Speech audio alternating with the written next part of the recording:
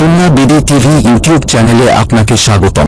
আসসালামু আলাইকুম ওয়া রাহমাতুল্লাহি ওয়া বারাকাতুহু। প্রিয় দর্শক, আজকের ভিডিওতে আমরা এমন একটি ভয়াবহ গুনাহ সম্পর্কে জানব যেটি মানুষকে জান্নাত থেকে বঞ্চিত করে দিতে পারে, অথচ অনেকের অজান্তেই এই কাজটি প্রতিনিয়ত করে যাচ্ছে।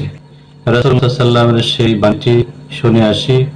আন হুযাফা রাদিয়াল্লাহু তাআলা আনহু قال سمعت رسول الله صلى الله عليه وسلم يقول لا يدخل الجنة قتات رواه البخاري والمسلم।